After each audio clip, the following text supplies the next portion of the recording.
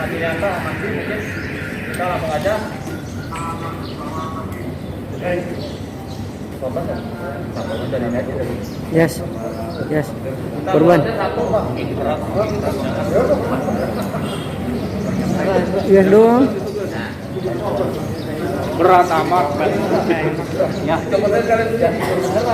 Maksudnya lepas. Matinya lepas. Samaan. Namun untuk praktek ya kita mengadakan leader biar paham semua gitu. Apa yang kita lakukan. Baik, beda semua. Motornya anggap ini korban jatuh dari motor mau berdua sendiri nih. Soalnya masalah buat untuk catatan-catatan. Nanti di terakhir kalau sendiri kita nggak bisa nyari catatan buat korban. Baik, gini. Temukan korban sendiri jatuh dari motor bergerak. Yang awalnya yang ditentukan ketiga dulu. Aman diri, aman lingkungan, dan aman korban. Anggap semua sudah menggunakan APD, sarung tangan, masker, kalau ada Google. Sudah, pertama aman diri sudah, yang kedua aman lingkungan. Aman lingkungan itu pastikan korban di tempat yang aman dan tidak ada di tempat yang rawan bahaya.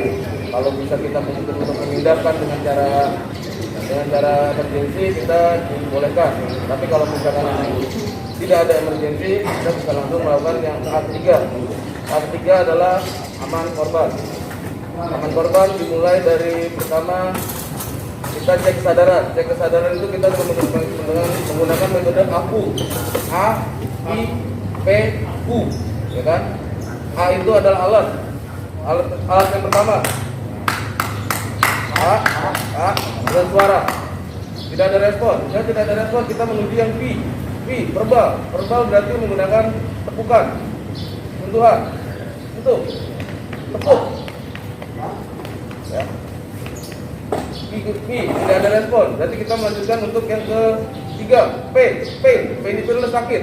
Kita rangsang nyeri dengan menggunakan kita tekan pada bagian tulang dada, tengah-tengah dada ini, sternum.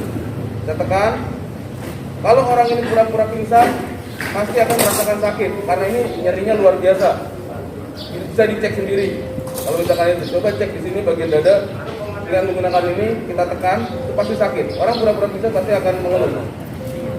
Bila ini tidak merespon juga, berarti kita memposisikan korban pada bagian U. U itu berarti unrespon, berarti tidak merespon. Ketika unrespon berarti kita harus melaksanakan, kita mendefinisikan korban ini berarti cedera yang paling parah. Cedera paling parah itu adalah cedera tulang leher dan cedera tulang belakang. Berarti sang leader harus langsung mengamankan lehernya, menstabilisasi lehernya dengan cara posisi seperti ini, senyaman mungkin. Boleh posisi ini atau tiduran, tengkurap. Kenapa begitu? Karena ini bisa terjadi atau bisa menahan, si penahan ini bisa lama, setengah jam atau bahkan lebih. Maka itu posisi senyaman mungkin dan sestabil mungkin. Oke? Setelah posisi seperti ini, sang leader bisa langsung memerintahkan penolongnya. Pertama yang dilakukan adalah cek jalan nafas. ABC, ingat ABC. Yang pertama yang mengancam nyawa. A, airway, jalan nafas. Bisa dibuka jalan nafasnya dengan menggunakan teknik jaw thrust. Caranya ini bagian rahang untuk kita buka untuk mulutnya. Dorong, kita lihat jalan nafasnya. Bila menggunakan adik kita center, kita pakai center. Cek jalan nafasnya. Jalan nafas aman. Berarti langsung ke B. B breathing, kita cek nafasnya dengan metode lihat, dengar dan rasakan. LDR. Kita lihat, kita dengar di hidungnya apakah ada hembusan nafas, kita lihat di dadanya sambil kita rasakan apakah ada kembang kempis di bagian dada, ya kan? Perut. Oke. B, breathing. Korban masih bernafas, jalan nafas aman. breathing aman, korban masih bernapas. Dan C, sirkulasi. Adakah cek jalan nadinya? Cek nadi di bagian sini. Ingat, caranya tidak diperkenankan untuk mengecek begini. Kenapa begini? Bisa dilihat. Kalau begini, seakan-akan kita mencekik. Makanya kita harus di sini. Ataupun di sini boleh, tapi posisinya begini. Begini nggak apa-apa. Asal jangan begini. Ya, boleh di sini, tapi posisinya begini. Tidak terbuka. Tidak ada kesan kita mencekik seperti ini. Gini atau begini. A, B, C. RW aman, breathing aman, sirkulasi aman. Ya kan? Langsung kita lihat nafasnya tinggi atau tidak. Nadinya tinggi atau tidak. Dasar nafas itu 16 sampai 18 per menit. Nadi itu 60 sampai 80 per menit. Ya, cek. Kalau dia lebih, berarti kita harus melakukan penanganan. Berarti dia mengalami shock. Kita harus memberi langsung oksigen. Kita di sini menggunakan simple mask. Simple mask kita menggunakan ini, kita harus menyetel di sini memberikan 6 sampai 8 lpm, liter per menit. Cara pemberiannya sini, jadi si leader ini yang memimpin ya. Pertama, setelah dia menangani menstabilkan korban, langsung memerintahkan penolongnya untuk tolong cek ABC. ABC sudah saya penolong yang kedua nih. Setelah ABC selesai, baru tolong berikan oksigen. Oke? Nah, sekarang yang ketiga berarti pemberian oksigen. Pemberian oksigen pertama dilihat. Untuk di sini ada dua, biasanya ada dua. Untuk ya, ingat pertama buka tabungnya, terus kita setting RPM ya. Pemberiannya berapa? Berarti 6 sampai 8. Di antara itu 7 pun berarti kita dicek, baru kita cek di sini. Cek, adakah hembusan terlalu kencang atau tidak, ada kebocoran atau tidak. Dan sudah dicek aman, baru bisa kita berikan ke korban. Hati-hati terbalik. Nah, oke. Ini sang leader masih seolah-olah masih ini ya, masih menahan si leher korban ya. Jangan dilepas sampai terpasang LSB. Pokoknya intinya. Dari pasang langsung yang selanjutnya.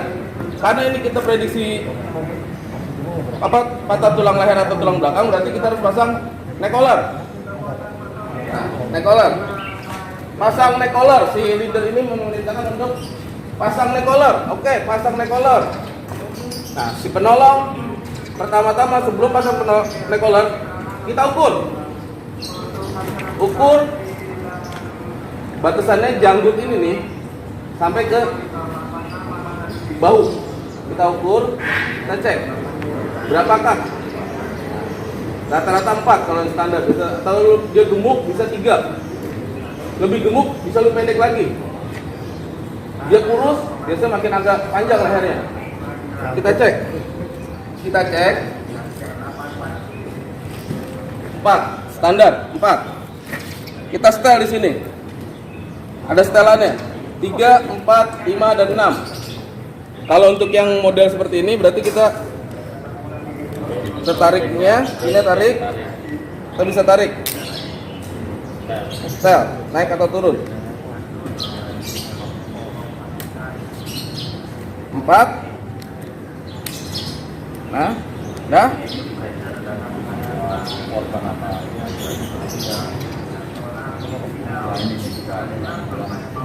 Nah, ini lanjut pemasangan. Cara pemasangan, diperhatikan cara pemasangannya.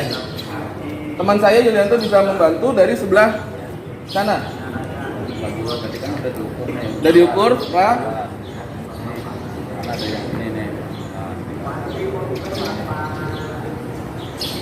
Ini ya. Nah, ini kan mau dimasukkan. Kencengan. Ada kencengan suaranya. Nah, ini kan di pemasangan ini kan mau dimasukkan ke bagian bawah leher ini kan. nanti sampai nongol aja di sini, sampai kelihatan. Nanti tarik, nanti sapuan dada. Nah, posisi pemasangan awal seperti ini. Masukkan lewat sela-sela di belakang leher. Ingat, jangan sampai leher atau kepala korban terangkat. Ya, jangan mengangkat leher atau kepala korban. Ya. Disisipkan pelan-pelan, digoyang-goyang sampai di sini terlihat ujungnya. Dah, cukup. Lalu pemasangannya kedua dengan yang di dagu menggunakan sapuan dada. Disapu. Lalu pemasangan strapnya dipastikan kencang ya. Pasti si korban nyaman kalau kencang. Kalau kita kendor, dia pasti nggak nyaman. Posisinya kan terus ini kencang, ini lurus. Nah, kan lurus. Ini kan kencang tuh. Jadi Oke. tetap gerakan. Telinga juga aman. Karena gitu. Walaupun sudah dipasang neck collar, si leader ini yang menstabilkan leher tetap menstabilkan. Jangan dilepas pokoknya. Tetap. Makanya kenapa posisi nyaman? Dia memegang ini menstabilkan nyaman karena ini memakan waktu.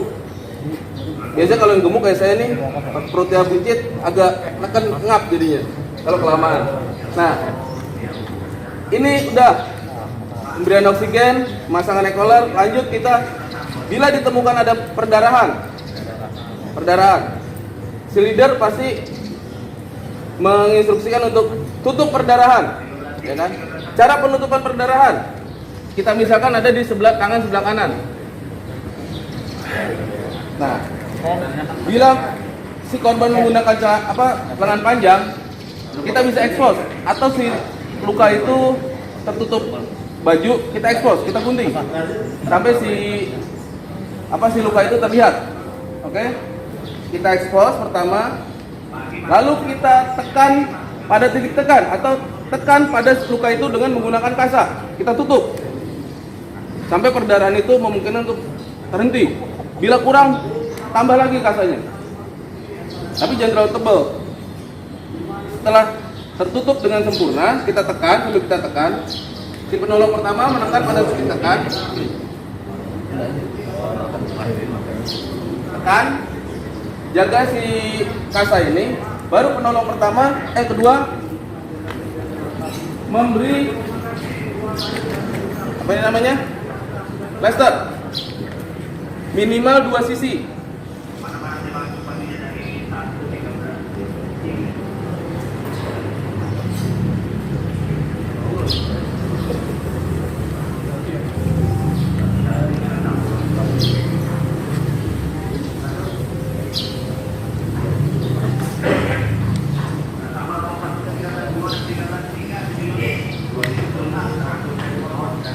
Minimal 2 sisi atau 3 sisi atau 4 sisi boleh.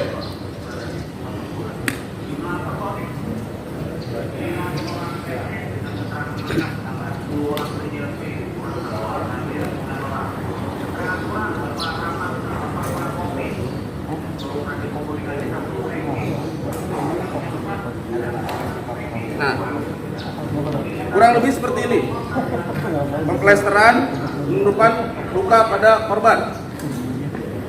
Setelah ada luka begini, apabila ditemukan patah tulang, ya kan, si penolong pertama, Mas Yulianto, langsung melakukan penstabilan pada luka patah tangannya. Karena patah tangannya diilustrasikan di bagian tangan bawah sini, berarti harus menstabilkan di antara dua sini. Tetap dipegang. Nah, untuk saya, penolong yang kedua, langsung mengambil bidet.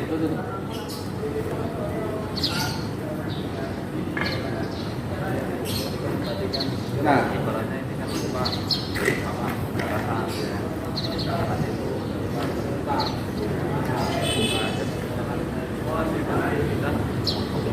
dari kita harus satukan dulu. Nah, satu kedua untuk plaster nanti penolong keduanya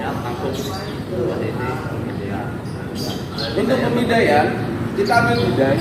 Biasanya kalau di tempat lain ukurannya tidak sama, maka kita harus mengukur. Cara pengukurannya kita harus mengukur di bagian yang sehat. Prinsipnya dalam pemidaian, bila yang patah tulang berarti harus melewati 2 sendi. Patah tulang di sini kita harus melewati, bidai ini harus melewati sendi, 2 sendi. Kita ukur sendi, pergelangan, dan siku. Oke, ingat ya, ukur di bagian yang sehat. Bila patah tulang, prinsipnya patah tulang melewati 2 sendi. Bila dislokasi, misalkan pada sendi, harus melewati 2 tulang. Prinsipnya itu dalam pemidaian. Setelah diukur, kita taruh dulu. Bang, izin ya bang. Lalu kita ambil mitela. Minimal 2, 3 lebih baik, jangan 1.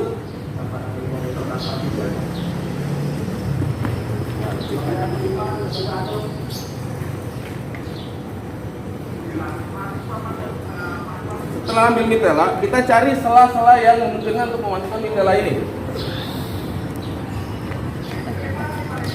Kita menggunakan bidai yang tidak terpakai, kita selipkan.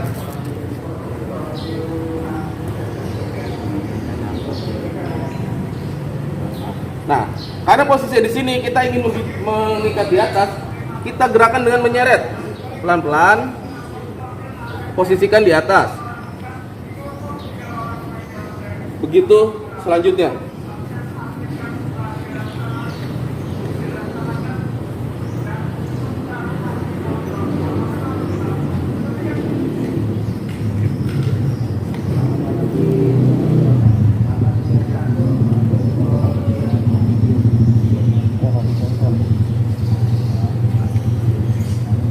Setelah meletakkan mitela, kita cek nadinya. PMS, pulsasi, nadi teraba, motorik. Coba Pak, gerakan. Oke. Kita sensorik, kita raba bagian telapak tangannya. Biasanya dia akan geli. PMS aman, baru kita melakukan pembidaian.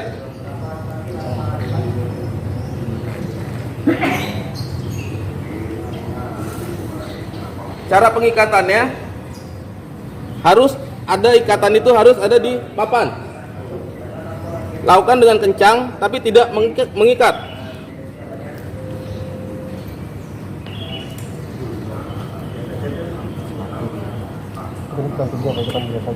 Kita juga meluncur loh.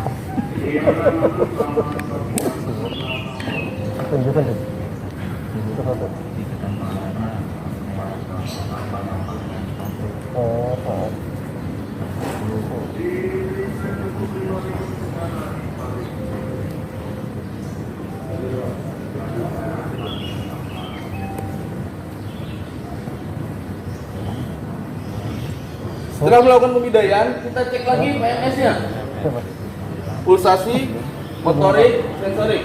Fungsinya untuk apa? Memastikan bahwa tidak ada jalan darahnya yang terhambat karena ikatan kita terlalu kencang. Oke, setelah ini aman, ada yang lebih-lebih seperti ini, kita sisipkan. Kita amankan, sisipkan pada, jangan sampai ada yang ngelewer-ngelewer, dia gitulah bahasa kerennya. Nah, satu lagi. Nah, bila memang ada lebih, kita bisa kasih bantalan pada bagian telapak tangan korban, memposisikan dia supaya nyaman. Ini diperbolehkan, cuma kalau misalkan nggak ada pun nggak masalah. Oke? Pembidaian tangan selesai. Oke, lanjut. Ditemukan lagi, misalkan ditemukan lagi pada apa? Kaki. Maka kita akan melakukan pembidaian pada kaki. Sebelah sini aja, biar kelihatan.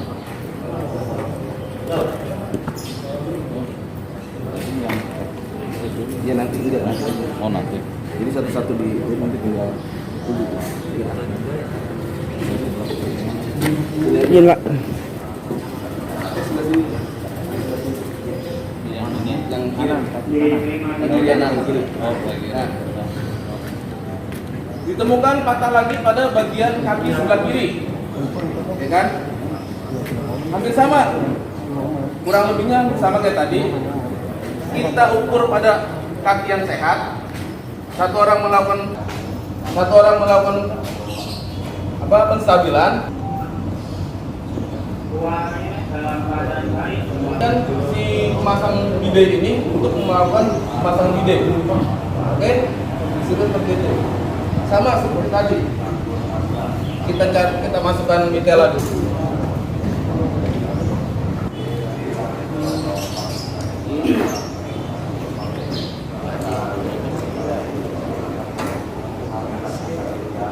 Ingat prinsipnya pemindaian. Sebelum melakukan pemindaian, cek PMS selalu. PMS, nadinya dari sebelah sini, nadi di kaki. PMS, gerakan kakinya Pak, jadinya. Oke, kita klik. Oke, sensorik. Ya, ini sensorik, diklik. Nah, apabila kaki korban posisi begini, ini akan menyulitkan. Kita boleh melakukan pergerakan 1 kali pergerakan, jangan lebih. 2, 3. Oke, ini akan memudahkan. Dibantu dengan mencekik ibarat katanya. Kencang dan nyaman. Dan tidak akan kuat, pasti dia akan gampang kendor. Ya, pengikatan, cek lagi PMS-nya. PMS aman, gerakan jemarinya Pak. Sensorik aman, oke.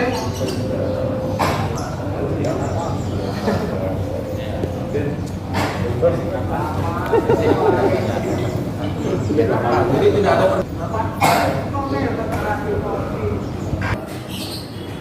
penstabilan, ukur pada kaki yang sehat.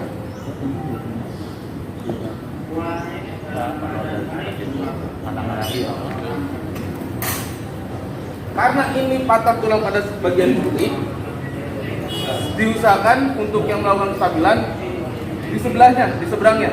Karena apa? Bila di sini nanti akan menyulitkan si pemasang bidet ini untuk melakukan pemasangan bidet. Oke, misalnya seperti itu. Sama seperti tadi. Kita masukkan mitela dulu. Cari sela-sela kemungkinan sela-sela. Tutupan tidak. Ya, boleh. Kalau yang ketutupan Belakang itu. Emasnya juga boleh. Udah Bapak. Udah tutupnya. Nah, biar kelihatan deh.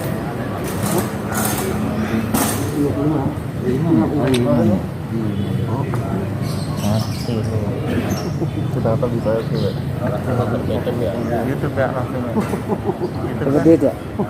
ingat prinsipnya pembidaian patah pada tulang bidai harus melewati 2 sendi. Patah pada sendi, bidai harus melewati 2 tulang.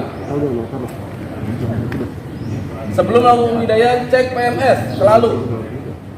PMS, nadinya dari sebelah sini, nadi di kaki.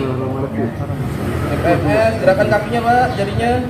Oke, kita klik. Oke, sensorik. Ya, ini sensorik, diklik sensorik. Oke. Nah, apabila kaki korban posisi begini, ini akan menyulitkan. Kita boleh melakukan pergerakan 1 kali pergerakan, jangan lebih. Dari gurau gini lagi, jangan. Malah tambah. Oke, kan? Nggak jelas. Kita lakukan 1 kali pergerakan saja. 1, 2, 3. Oke, ini akan memudahkan. Nah, dibantu dengan lalu kita melakukan pengikatan lagi.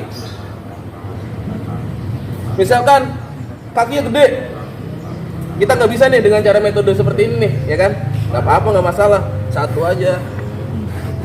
Nggak harus selalu begitu. Ikat aja. Yang penting kencang. Tapi jangan main cekik ibarat katanya. Kencang dan nyaman. Pastikan ikatan ada di bagian papan, jangan ada di tengah-tengah. Karena kalau di tengah-tengah itu dipastikan tidak akan kencang dan tidak akan kuat. Pasti dia akan gampang kendor.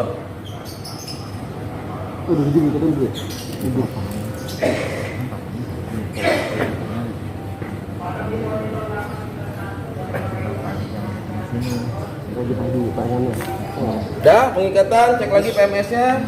PMS aman, gerakan jemarinya Pak. Sensorik aman, oke. Setelah ini, satu lagi nggak ada ya? Apa? Apa tuh? Iya, ya Pak. Detailnya Pak. Udah tuh. Oke. Ingat ya, sang leader tetap posisikan menahan leher, menstabilkan leher. Nah, untuk kaki perbedaannya, biar dia lebih stabil, kita melakukan disatuin kaki kanan dan kaki kiri.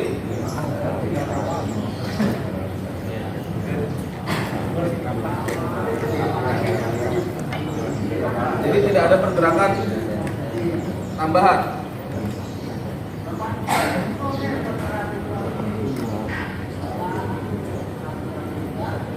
Oke, biasa kelebihannya bisa kita sisipkan. Pastikan gak ada yang ngelewer-ngelewer, kalau bahasa kerennya. Oke, nah pembidaian tangan sudah, pembidaian kaki sudah. Terus selanjutnya kita akan melakukan cek tanda-tanda vital, atau kita akan mencari BTLS, mencari luka-luka tersembunyi. Karena banyak nih tempat-tempat yang tersembunyi nih. Ini yang terlihat, banyak yang tidak terlihat. Di belakang kepala, samping kepala, di belakang leher, di bagian sini, samping sini, kan tidak terlihat. Kita harus melakukan BTLS, pencarian BTLS. BTLS itu ada kita mencari bentuk, perubahan bentuk. L, luka. Adakah luka? S, sakit. Lalu T, tumor atau bengkakan benjolan. Oke?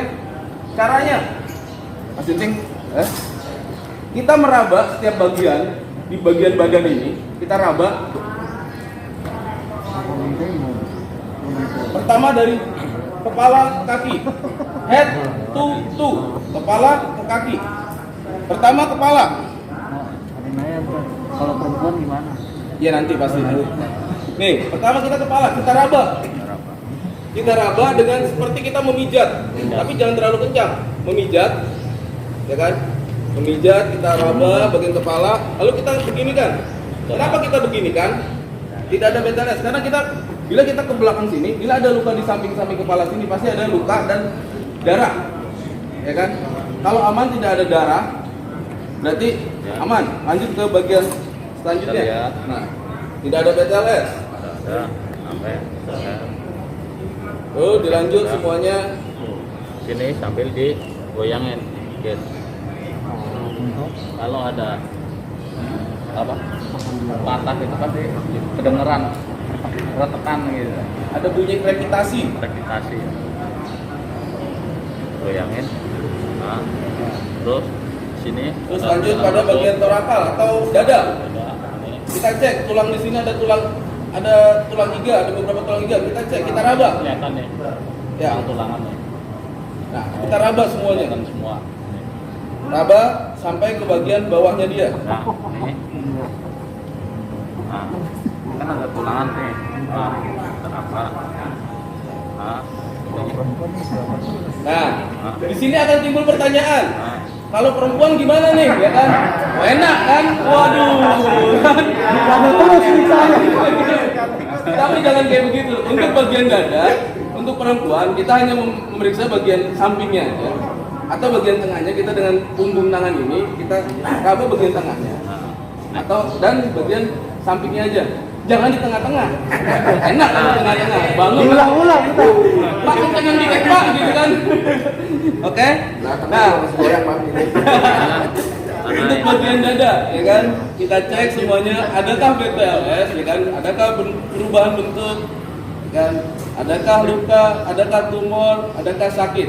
Nah, si sakit ini, misalkan pas kita meraba, kita melihat ekspresi dari si korban ini meringis.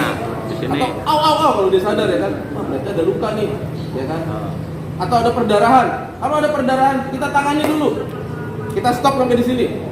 Ada perdarahan, Pak, di bagian belakang ada perdarahan, kita stop, kita tangani dulu perdarahan, kita tutup, ya kan, kita tutup, Setelah ditutup aman, baru kita lanjutkan lagi head to toe-nya, pemeriksaan head to toe-nya. Lanjut ke bagian perut. Nah, untuk bagian perut ini dibagi 4 kuadran, 4 bagian. Cara pembagiannya tengah dan pusar, ya kan? Tengah sini sampai bawah, sampai perut bawah, dan pusar 4. Posisi kanan ada di tangan kanan korban, posisi kiri ada di tangan kiri korban. Nih. Nah, silang. nah, dibagi 4. Kuadran kanan atas, Kanan. ya kan? Tekan. Kita cek, kita tekan. Kita tekan. Pas tekan ada. Kita sambil, misalkan korban tidak sadar, kita lihat raut mukanya. Kita tekan, adakah nyeri dia? Ya kan? Kalau dia sadar, kita tanya, Pak sakit nggak? Pertama kita tekan. Untuk kedua kita lepas. Kita lepas. Kita lihat lagi ekspresinya dia. Atau dia sadar kita tanya. Jadi ada 2 yang kita periksa. Ada nyeri tekan, ada nyeri lepas. Saya temennya, karena ini bagian dalam, kita nggak punya ilmu untuk bagian dalam. Saya temennya mencatat. Ada luka, misalkan ada nyeri tekan pada kuadran perut, kuadran kanan atas, kita catat. Oke, dilanjut. Misalkan aman, terus dilanjut. Bagian kiri atas, luka nyeri tekan dan nyeri lepas. Tidak ada. Aman. Kuadran kiri bawah. Iya, kuadran kiri bawah. Kita tekan, kita lepas, kami melihat raut posisi korban. Tekan lagi. Kalau di sini ada pergerakan, raut wajahnya berubah, tiba-tiba pas ditekan, berarti kita mencatat pas penekanan bagian kanan Ada bawah. nyeri tekan atau nyeri lepas. Ingat, Nah, catat. lepas. Pas dilepas kok nggak sakit, tapi pas ditekan sakit. Nah, berarti catatnya Nyeri tekan. nyeri tekan. Pada bagian mana? Kanan Tadi. bawah tadi. Oke, bagian perut clear. Beres. Lanjut kita cek pada pelvis atau bagian pinggul. Kita cek pinggulnya. Adakah di sini patah? Ada BTLS nggak? Ada bunyi krepitasi nggak? Ada perubahan bentuk nggak? Ada luka nggak di belakang bagian pantat sini? Kita cek, agak digoyangkan sedikit. Kita mencari krepitasi sedikit aja, jangan banyak-banyak, jangan digoyang. Bangun, Pak, udah bangun, gitu kan? Jangan kayak gitu. Nah, setelah itu kita cek bagian alat kelamin. Alat kelamin, kenapa alat kelamin? Kalau bagian pria, dinamakan priapismus atau diangkat ereksi. Bahasa kerennya ngaceng. Nah, ngaceng. Bila si korban ini benar-benar kena cedera pada tulang belakang, ini adalah ereksi terakhirnya korban. Ya kan? Kita bisa ngecek di situ. Oh, berarti ini benar fix, ya kan? Atau ditambah lagi dengan adanya cairan, dia kencing atau dia pup. Itu lebih meyakinkan lagi kita untuk wah tadi benar-benar cedera tulang belakang nih. Itu dicatat. Saya temannya catat, wah priapismus positif, ya kan? Untuk wanita hanya dicek adakah urin, adakah dia kencing atau pup. Kalau dia nggak ada itu aman. Jangan diraba-raba. Beda lagi urusannya kalau diraba-raba kalau cewek kan.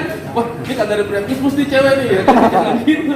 Kalau itu untuk cewek aja, karena untuk cowok aja. Kalau cowok kan pasti dia berasa lah ibarat kata dia ereksi atau tidak. Nah, setelah priapismus kita cek bagian kaki, bagian paha, ya kan?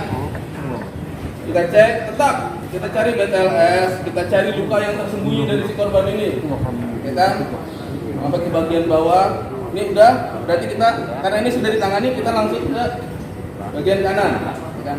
Nah, apabila tadi ini belum terlihat misalkan, nah pas waktu saat ini kita ngecek, wah lapor pada komandan, Pak ada fraktur patah pada tulang kering, berhenti, baru kita tangani, kita bidai. Setelah selesai baru kita pindah ke bagian kanan. Oke, fix ya. Bila kita dalam pencarian BTLS ini ada luka, ada perubahan bentuk, ada tumor ataupun ada nyeri, kita cari, kita tangani dulu.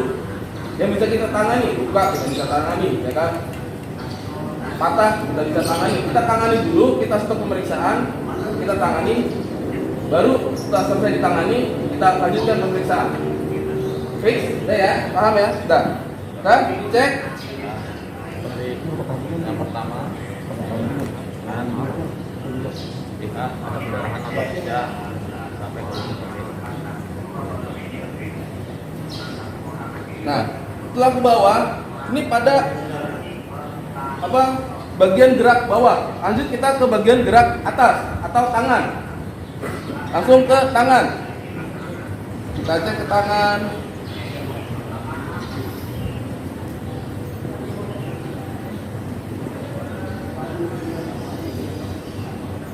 sambil kita lihat korban. Nah, setelah ini selesai, kita akan mencari luka pada bagian tulang belakang korban. Misalkan ini aman semua, kita cari, kita pastikan lagi, mencari pada bagian belakang korban.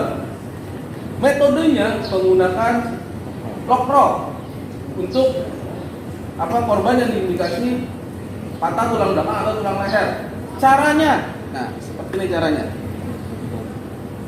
3 orang. Kalau gede-gede bisa lah 2 orang. Cuma kalau untuk meyakinkan lagi minimal 3 orang dengan cara metode ini. Lock. Posisikan si penolong pertama, penolong kedua, dan penolong ketiga. Lanjut lagi, Mas Yudi saya minta tolong dong. Nah, ada temannya lagi nih. Setelah melakukan lock, kita persiapan untuk menaikkan korban ke LSB.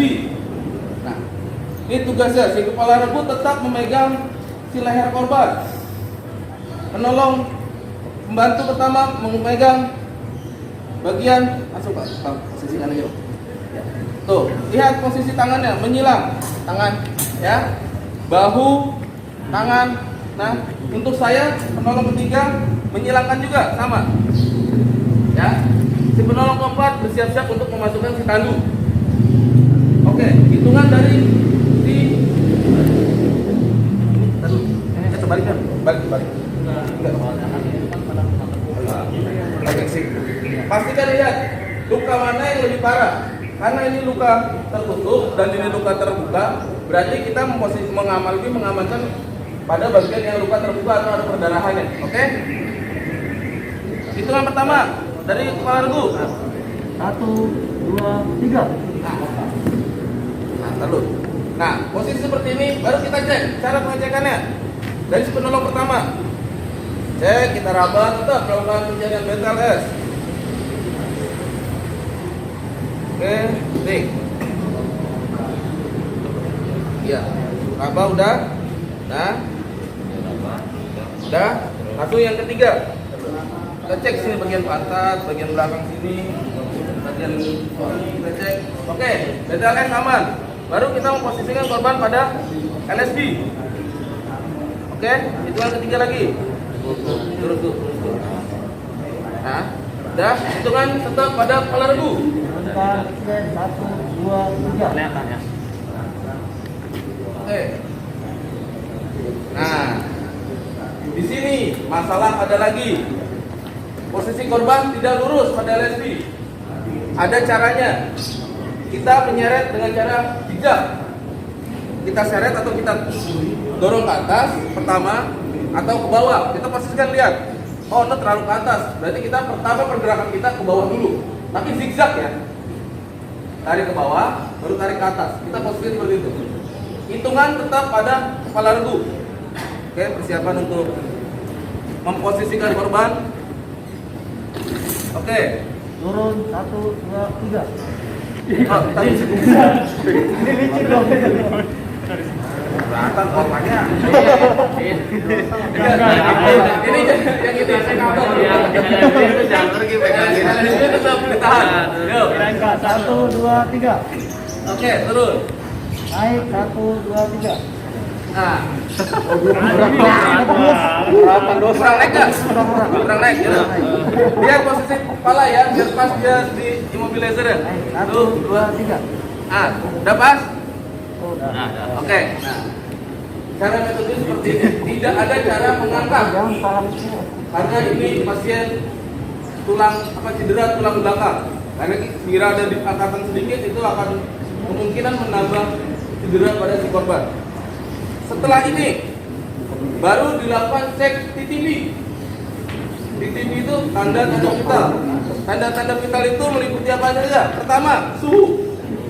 Kita cek dulu, kita lap. Bila kita berkeringat, kita cek dulu pada bagian kita, kepala kita.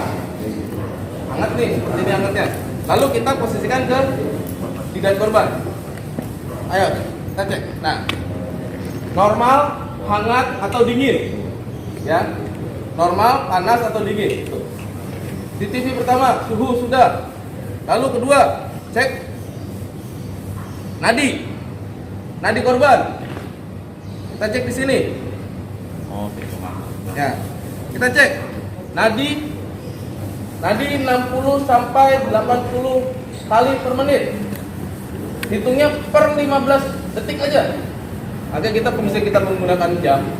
Kita cek, kita lihat 15 detik. Dalam 15 detik itu ada berapa kali detakan nadi? Misalkan dalam 15 detik itu kita ada 20 kali kita detakan nadi. Kita kalikan 4. 20 kali 4 berapa?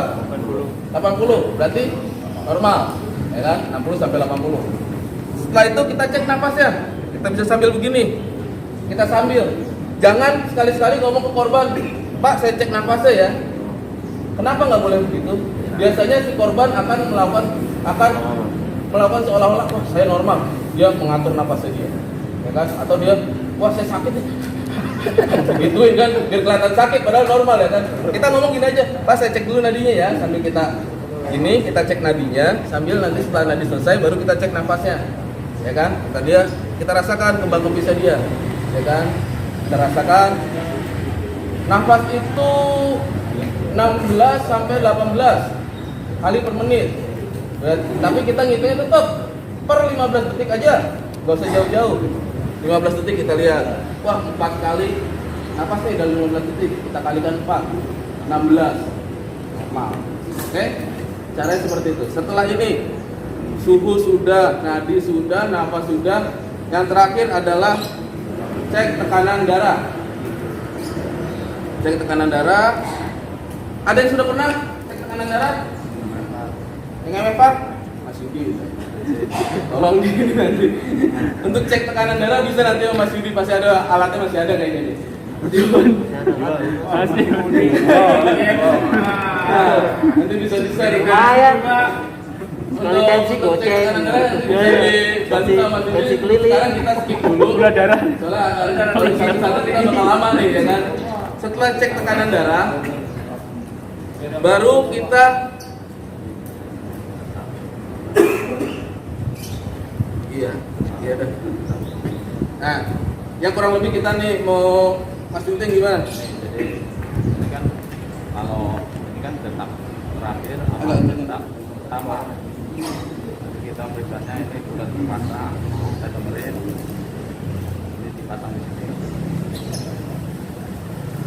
Kita sambil dengerin itu detak terakhir sama detak pertama yang kita akan kita ambil datanya. Ini ada ini tahuan. Jadi kalau detak pertama ya. 120 berarti detak terakhir detak pertama 160, 130, 140 kayak gitu. Nah, terakhirnya itu 120. Berarti kita catat 120 yang pertama. Nah, itu kan pasti ngelos terus. Nah, terakhir detak pertamanya lagi itu kisaran angka 70. Berarti 70 yang kita catat. Berarti tadi 120 per 70 kayak gitu. Ini untuk penjelasannya ya. Oke, setelah TTV itu ingat ya, suhu, tanda-tanda vital meliputi suhu, nadi, nafas, dan tekanan darah. Ya. Lanjut, kita bisa sambil menstrap korban. Nah, saat menstrap korban, ada temannya lagi. Nah, si kepala regu ini sambil nanya bagian kompak. Apa sih kompak itu? Ya kan? Kalau misalkan korban sadar, kita bisa tanya si korban. Kalau misalkan korban tidak sadar, misalkan ada yang belum bekerja nih, satu teman kita, bisa nanyakan ke lingkungannya, ada saudaranya ataupun apa. Bila tidak ada siapa-siapa, korban ini sendiri, benar-benar sendiri, oke lah, kita bisa terima itu. Ya kan? Kita nggak usah melakukan kompak. Kompak itu apa sih? Kak, keluhan. Kita tanya pada korban atau keluhannya apa, Pak? Ya kan? Oh, obat. Minum obat nggak tadi? Dalam waktu dekat ini minum obat nggak, Pak? Apa obat apa yang itu? Ya kan? Satu temannya mencatat. Ya kan? KOM, makan. Udah makan, Pak? Ya kan? Ya kan? Wah, belum makan nih. Berarti pingsan tadi gara-gara. Kok bisa jatuh? Berarti tadi jatuh gara-gara lapar ya kan? Lapar, jatuh ya kan?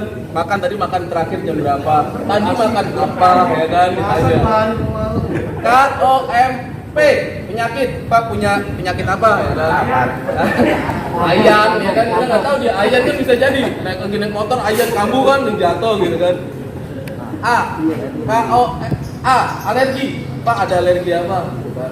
Bisa jadi tadi dia minum obat atau makan apa, dia salah makan, dia kena alergi. Nah itu berkaitan semuanya, kita catat, ya kan? Kak yang terakhir, kejadiannya gimana Pak? Kok bisa jatuh, ya kan? Tapi kita juga bisa merunut dari tadi. Oh dia belum makan, ya kan? Dan itu salah makan enak kan, makan seafood, kena alergi, ya kan? Penyakit bawaan, oh dia jatuh, kita bisa merunut dari tadi tuh, ya kan? Oh dia belum makan, lapar, ya kan? Kena alergi pula kan? Nah itu fungsinya, kompak itu fungsinya seperti itu, ya kan? Awal kejadiannya kenapa, jadi nanti bisa deteksi untuk ke bagian yang selanjutnya, dokter ataupun apa, ini loh catatannya Pak, ya kan? Setelah itu kita melakukan penstrapan, kita strap, menstabilkan korban pada LSB, ya kan? Pertama, bagian kepala. Caranya, yang lurus, ada yang miring, ya. Ini bagian dalam. Dalam, yang lurus bagian dalam. Terpasang Dari atas menggantikan tangan si leader. Leader langsung pegang. Nah, terus bergantian pada bagian kiri. Masih tetap leader masih tetap pegang.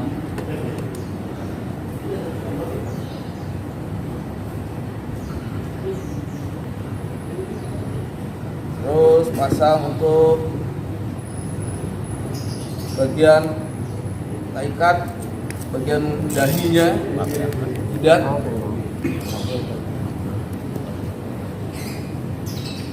Lalu bagian dagu atau di bawah nekolar.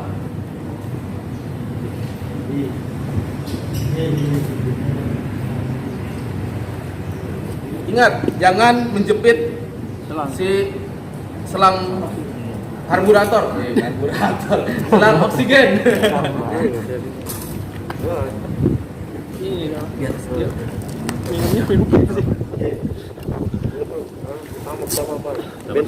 Oke. Pastikan si korban stabil. Setelah itu baru kita strap bagian tangan. Saya melakukan ini satu persatu biar tahu, paham, ya kan? Nanti saat pengerjaannya bisa dilakukan secara bersamaan, ya kan? Yang satu masang oksigen, pasang nekolar, misalkan ada orang yang banyak, terus ada patah nih, oke penanganan patah. Terus nanti setelah itu ngecek bagian BTLS-nya, boleh dilakukan secara simultan semua ini. Nah, biar cepat, tidak memakan waktu. Nanti sambil kita Lewat bagian dalam kepet. Nah, ini si kepala regu baru boleh melepas tangannya setelah begini. Bagian dalam kita tarik ke keluar. Mas, dari dalam.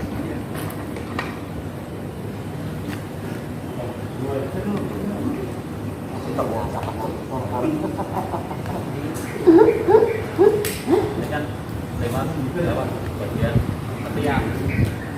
Ya, kalau kita transportasi itu mau memindahkan korban itu ya udah ikat sampai ya. Jangan ya. Padahal bukan gitu. putar kali ada yang macam Pakai tali webbingnya ya. Tali rapi aja. Pakai ini aja disambung aja, sambung pakai tela. Pakai tali webbing. Enggak, itu terangnya. Bukan strap lagi atau menggunakan tela. Gak ada masalah untuk bagian ini kita menggunakan tela bisa. Yang penting kencang. Karena kan ukuran korban itu kan ya sama ya. Ada yang besar, ada yang kecil. Nah kurang lebih seperti inilah untuk bagian dada. Kita pastikan dulu 3 jari di atas. Kita suruh nafas. Nah itu untuk 3 jari. Untuk jarak dia bernafas. Supaya tidak engap, tekan bagian dadanya. Tidak menyulitkan dia untuk bernafas. Setelah selesai penyetrapan ini, ada langkah berikutnya adalah penanganan shock. Selain penanganan shock menggunakan oksigen, kita harus meninggikan si LSD ini. Kita tinggikan minimal 30 cm. Bisa kita tatak dengan barang-barang apa saja, mungkin kita ini atau bisa tidak ada, kita sementara kita menggunakan paha untuk menunggu. Wah, teman kita ngambil tatakan. Nah, baru habis itu kita selimuti. Selimutinya sampai leher aja ya, sampai atas ya. Kalau sampai atas itu beda lagi. Ada lagi. Setelah ini aman, ini ditatakin, kita akan melakukan transportasi. Ya, ini aman semua. Kita selanjutnya melakukan transportasi pada korban untuk menuju ke ambulan. Untuk oksigen, boleh kita taruh di sela-sela sini boleh. Tidak ada masalah, ini aman. Atau kita ikut, kita samakan di strap bagian sini atau yang mana yang setelah kita strap bareng boleh. Ini diperbolehkan. Oke. Bisa ditenteng kalau memang itu bisa tangguh. Atau nanti kita pakai oksigen yang dorong. Kita bisa sambil pegang. Kita bisa menyesuaikan, jangan sampai ketinggalan semuanya. Ini sampai pengangkatan bang. Boleh di sini aja. Nah, untuk pengangkatan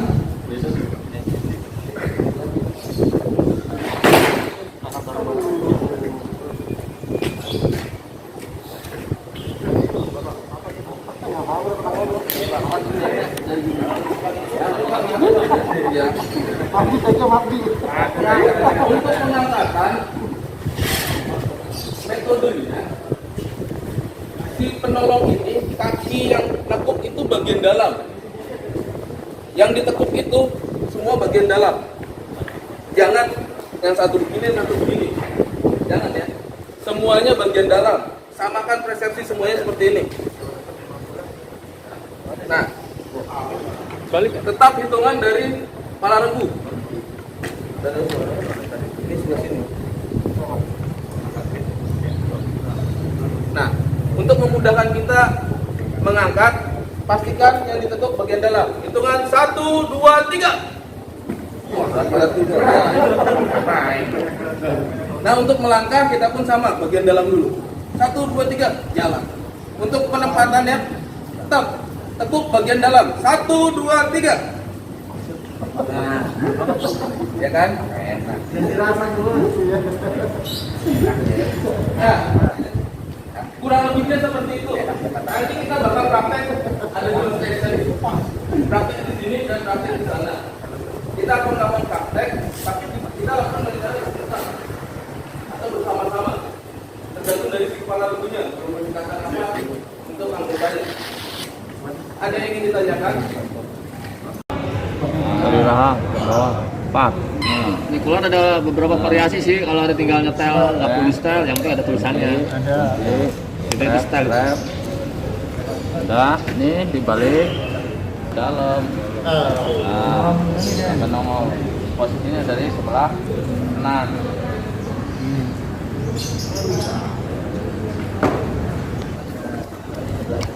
Yang kuat. Yang kenceng biar nyaman dia. Allah kata.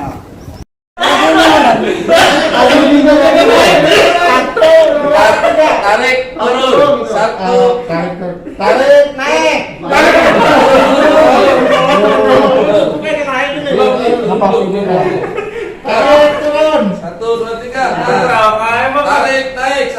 2, 3. Oke, udah pas ya.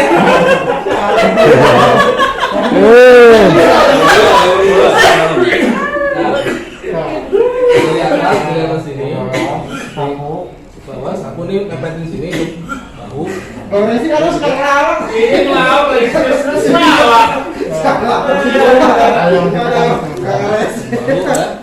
Baru pasang sepatunya. Nah, satu orang lagi yang satu lainnya bisa pasang batu lainnya. Nah, sambil begini Bang Esi bisa tanya. Bisa wawancara si korban kalau korban sadar ya kan. Kompak. Hanya kompak, kayaknya apa? Keluhan. Pak, apalagi yang dirasain Pak sakitnya gitu. Apa yang dirasain? Terus tanya lagi obat tadi minum obat berapa gitu kan. Apa keluhan? Udah makan belum? Tadi HP tadi, HP tadi ya. Ngopi udah belum ngopi? Itu obat. Pak, apa yang dirasain Pak? Ngopi belum Pak? Gitu. ada rasa sakit lagi Pak di mana? Ya kan? Sama di kaki, Pak. Terus tadi minum obatnya Pak? Minum obat apa tadi? Minum obat? Enggak. Nanti makan apa ya Pak? Gorengan.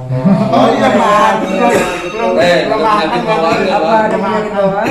Oke, Pak. Tidak ada. Pak, ada alergi? Nggak ada. Oh, terus kejadiannya seperti apa ya Pak? Itu ya Pak? Iya, sama kejadian terakhir kan. Oh, jadi Apa? kirim sampai kali ya Pak ya?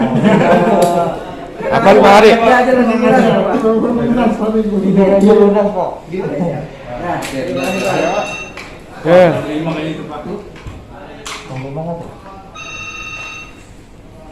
Jadi ngolong. Apa tuh? di paling ini aja.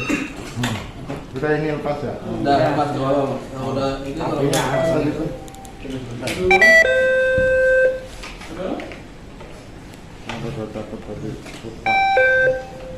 Tumpah. Kompak. Kompak. Keluhan. Obat, makan. Makan. Kayaknya penyakit. Penyakit bawaan. Kayaknya lagi. Kayaknya kejadian. Kejadian bagaimana kejadian?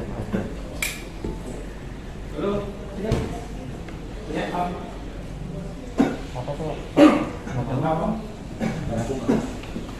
Yang 6 kilo kali ya? Iya.